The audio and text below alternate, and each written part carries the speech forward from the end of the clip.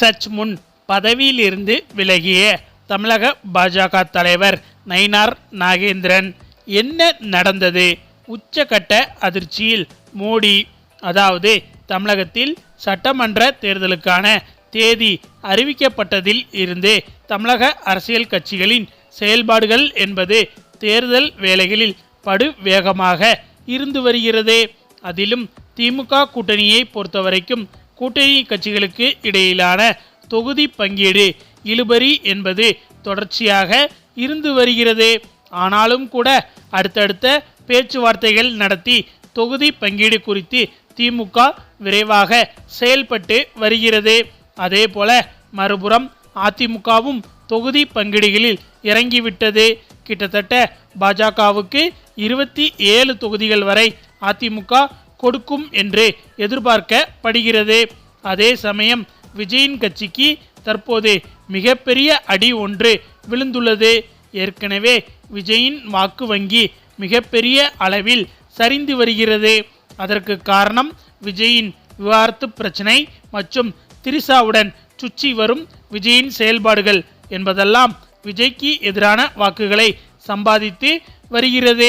இந்த நிலையில் எரிகிற தீயில் எண்ணெயை ஊற்றுவது போல மீண்டும் விஜய் கட்சிக்கு மிகப்பெரிய ஆபத்து ஒன்று வந்திருக்கிறது. அது என்னன்னா, விஜயின் கட்சியை சேர்ந்த ஆதவ் அர்ஜுனா தமிழ் சினிமாவின் சூப்பர் ஸ்டார் ரஜினியை விமர்சித்திருந்தார்.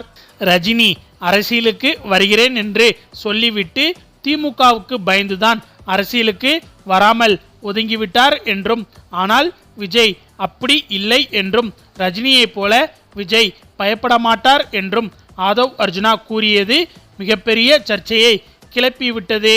ஆதவ் அர்ஜுனாவின் பேச்சுக்கு அரசியல் தலைவர்கள் பலரும் கண்டனங்களை தெரிவித்து வந்தனர். இந்த நிலையில் அமைதியாக இருந்து வந்த ரஜினியும் தற்போது தன்னுடைய கண்டனத்தை தெரிவித்திருக்கிறார்.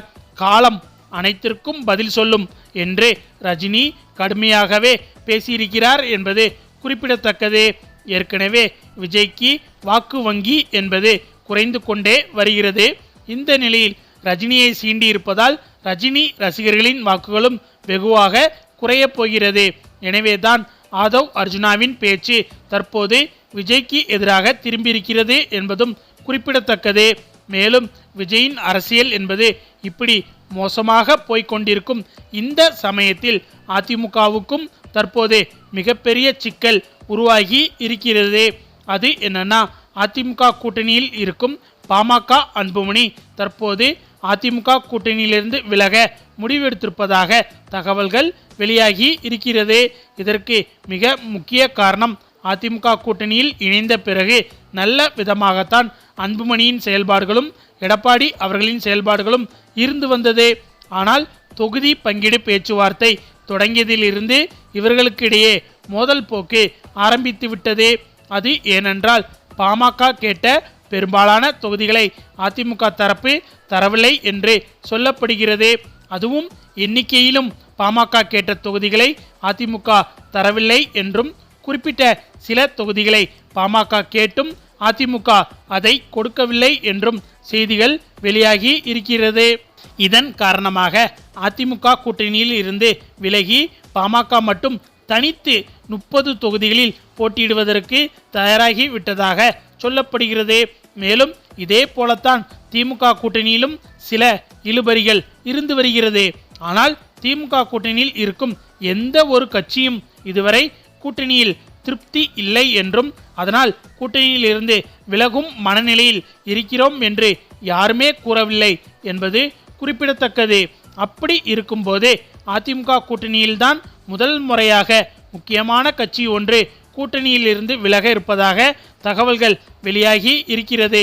எனவே இந்த ஒரு செய்தி என்பது அதிமுக கூட்டணிக்கு மேலும் பலவீனமாக மாறும் என்பதில் எந்த சந்தேகமும் கிடையாது. ஏற்கனவே அதிமுக கூட்டணி மீதான நம்பிக்கை என்பது பொதுமக்களிடையே குறைந்து வருகிறது. அதற்கு காரணம், பாஜகவுடன் அதிமுக கூட்டணி வைத்திருப்பதால் தமிழக மக்களில் பெரும்பாலானவர்கள் அதிமுகவை இந்த ஒரு காரணத்தால் வெறுத்து வருகின்றனர். இந்த நிலையில் பாமகவும் அதிமுகவை விட்டு விலகிவிட்டால் கண்டிப்பாக அதிமுகவுக்கு பெரும்பாலான வாக்குகள் இழப்பாக மாறும் என்பதும் குறிப்பிடத்தக்கது. மேலும் அதிமுக பாஜக கூட்டணியில் இப்போது இதைவிட மிகப்பெரிய பூகம்பம் ஒன்றும் வெடித்துவிட்டது. அதாவது தமிழக பாஜக தலைவர் நயினார் நாகேந்திரன் தற்போது தமிழக பாஜக தலைவர் பதவியிலிருந்து விலக இருப்பதாக தகவல்கள் வெளியாகி இருக்கிறது. இந்த ஒரு செய்திதான் தற்போது தமிழக அரசியலை திருப்பி போடும் விதமாக மாறியிருக்கிறது.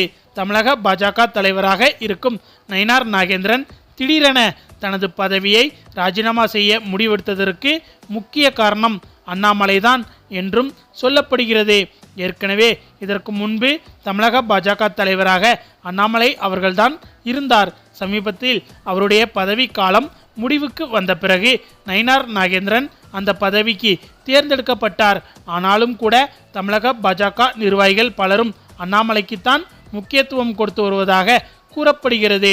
அதே சமயம் அதிமுக கூட்டணியில் எடுக்கப்படும் முக்கிய முடிவுகள் அண்ணாமலையிடம் கேட்டு எடுக்கப்படுகிறது என்ற தகவலும் வெளியாகி இருக்கிறது.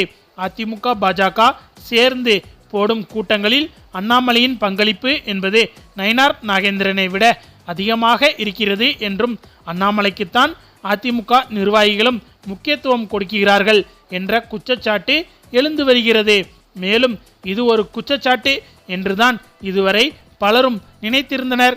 ஆனால் திடீரென தற்போது நயினார் நாகேந்திரன் தனது பதவியை ராஜினாமா செய்ய போவதாக செய்திகள் வெளியானதிலிருந்து அந்த குற்றச்சாட்டுகள் உண்மைதான் என்பது உறுதியாகிவிட்டது.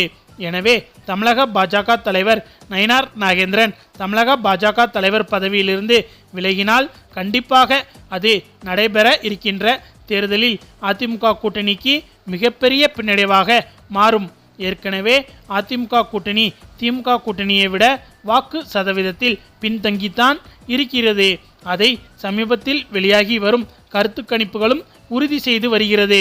இந்த நிலையில் பாஜக கூட்டணியில் அதிமுக இருப்பதால் தமிழக பாஜக தலைவர் திடீரென ராஜினாமா செய்தால் அது தமிழக பாஜகவிற்குள் மிகப்பெரிய குழப்பத்தை ஏற்படுத்திவிடும். ஏற்கனவே அண்ணாமலையின் ஆதரவாளர்கள் நயினார் நாகேந்திரனின் ஆதரவாளர்கள் என தனித்தனியாக பிரிந்து இருக்கிறார்கள். இந்த நிலையில் நயினார் நாகேந்திரன் ராஜினாமா செய்துவிட்டால் புதிதாக யாரை தமிழக பாஜக தலைவராக பாஜக நியமிக்கும் என்ற கேள்வியும் எழுந்திருக்கிறது. எனவே எப்படி பார்த்தாலும் புதிதாக வேறு யாரையாவது தமிழக பாஜக தலைவராக நியமித்தால் அவருடைய ஆதரவாளர்கள் என்று புதிதாக சிலர் பிரிய தொடங்குவார்கள். அப்படி இருக்கும்போது தேர்தல் வேலைகள் என்பது களத்தில் வேலை செய்பவர்கள் மத்தியில் தனித்தனியாக பிரியும். அதே போல முரண்பாடுகளும் ஏற்படும். அப்படி ஏற்பட்டால் பாஜகவின் வெற்றி என்பது இன்னும் இழுபறியாக மாறிவிடும். அதாவது பாஜக அதிமுக கூட்டணியின் வெற்றி என்பது இழுபறியாக மாறிவிடும் என்பது குறிப்பிடத்தக்கது. ஓகே ஃப்ரெண்ட்ஸ், வருகின்ற சட்டமன்ற தேர்தலில் அதிமுக பாஜக கூட்டணியின் வெற்றி வாய்ப்பு என்பது எப்படி இருக்கிறது என்பது பற்றி உங்களுடைய கருத்துக்களையும் மறக்காமல் கமெண்ட்ல சொல்லுங்க. மேலும் இந்த வீடியோ பிடிச்சிருந்தா லைக் பண்ணுங்க, ஷேர் பண்ணுங்க, நம்ம சேனலை மறக்காம சப்ஸ்கிரைப் பண்ணுங்க. தேங்க்ஸ் ஃபார் வாட்சிங்.